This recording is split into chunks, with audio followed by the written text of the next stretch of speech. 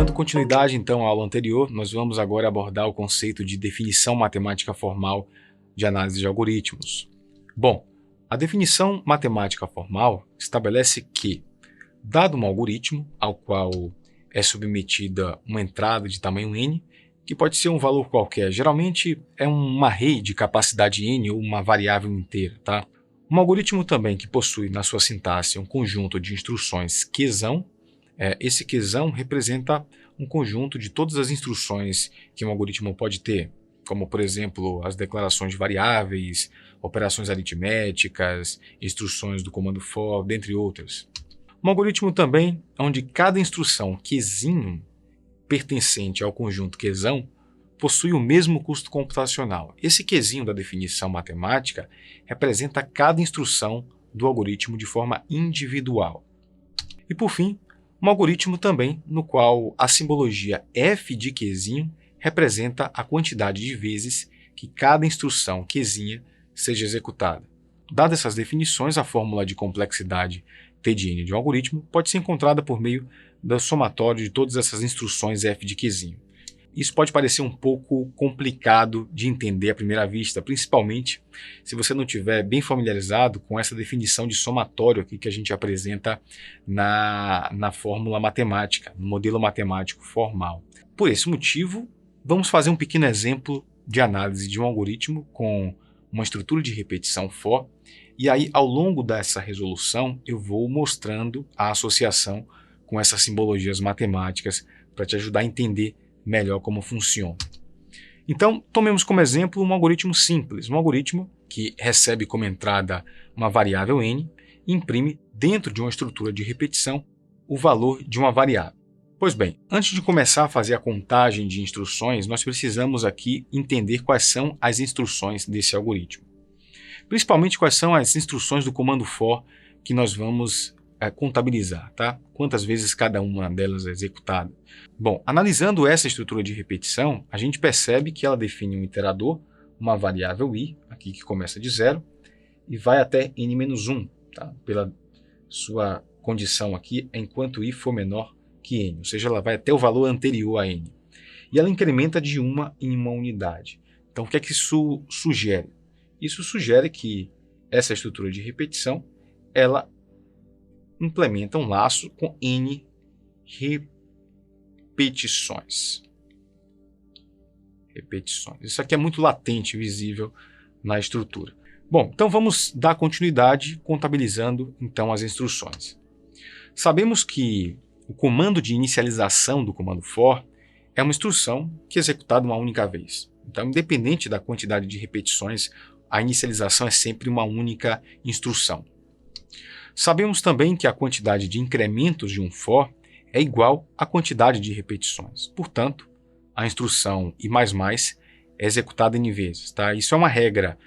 Se o seu for tiver 20 repetições, vão ser 20 vezes que o comando i++ vai ser executado. Sabemos que a quantidade de comparações do comando for é igual à quantidade de incrementos, a mesma quantidade de incrementos, só que mais uma unidade. Então, uma unidade a mais do que os incrementos. Portanto, o comando i menor que n será executado n mais uma vezes. Aqui é importante ressaltar que essa uma unidade a mais do comando de comparação é devido à comparação que retorna falso e abandona a estrutura de repetição. A última comparação do comando for. Por fim, temos dentro do laço uma única instrução de impressão que é executada n vezes. Por que n vezes? Porque ela é executada para cada repetição. São n repetições, então são n execuções desse comando de impressão aqui. Portanto, uma vez que nós terminamos de contabilizar as instruções, vamos relacionar com as simbologias matemáticas da definição. Temos que o conjunto quezão é formado por cada uma das instruções que nós acabamos de contabilizar. Tá?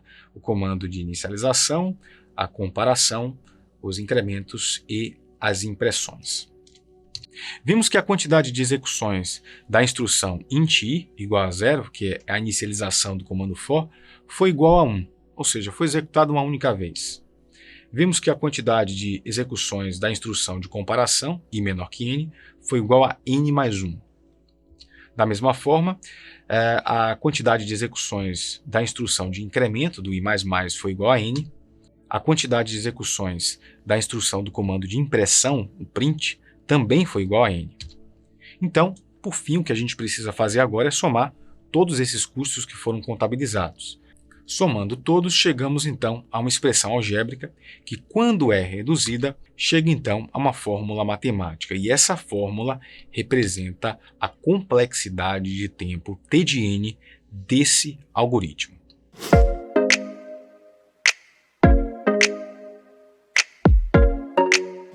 Uma vez que a gente entendeu o que é a definição matemática formal e a gente encontrou a fórmula de complexidade do algoritmo, o que a gente deve fazer com ela? Como ela pode ser útil para nos informar sobre a complexidade desse algoritmo? Bom, essa e outras perguntas vão começar a ser respondidas aqui nessa aula e vão ser desenvolvidas nas aulas seguintes. Bom, retomando o mesmo exemplo do algoritmo que a gente acabou de analisar, chegamos então a essa fórmula de complexidade aqui, tá? Bom, qual a sua utilidade?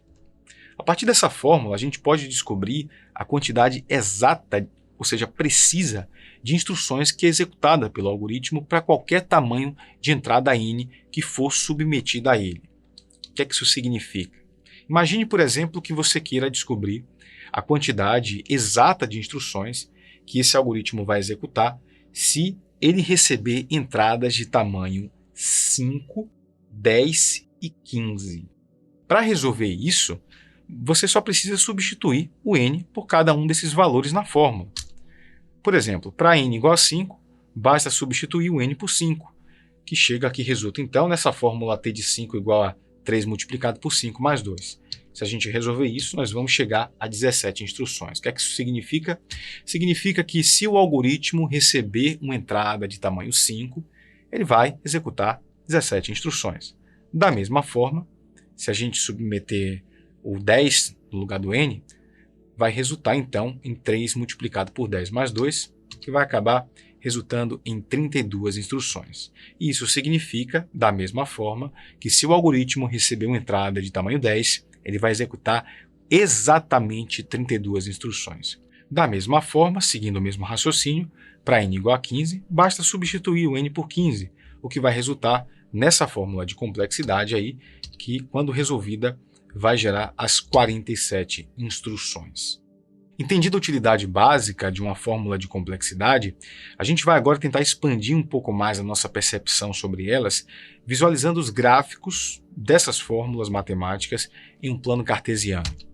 Bom, temos aqui um gráfico da fórmula de complexidade T de n desse algoritmo que a gente acabou de analisar.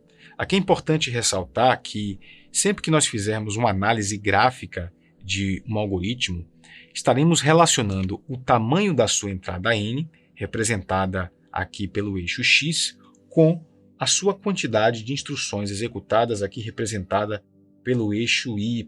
Tá? O eixo x ele representa o tamanho da entrada n que é submetida ao algoritmo, e o eixo y vai representar a quantidade de instruções executadas para cada uma dessas entradas. Então, o que a gente vai fazer aqui é plotar os pontos para cada uma das entradas que nós testamos na sessão anterior. Então, 5, 10 e 15.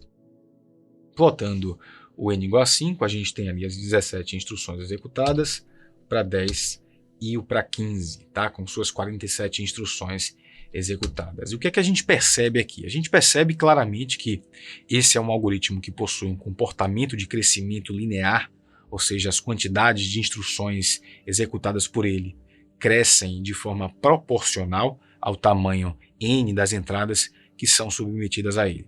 Nas próximas aulas a gente vai nos aprofundar mais nesses aspectos de análise gráfica dos algoritmos quando nós falarmos sobre comportamento assintótico. Por hora, nessa aula aqui, a gente teve apenas o objetivo de te mostrar o básico introdutório sobre a análise de algoritmos, tá? Qualquer dúvida que você tenha a respeito de qualquer coisa que ficou aqui, não ficou muito bem clara aqui para você, você pode deixar aqui nos comentários que a gente vai ter o maior prazer em te responder, tá ok? E se você gostou desse vídeo, clique em gostei e se inscreva em nosso canal. Siga também em nossas redes sociais. Um forte abraço para você e até mais.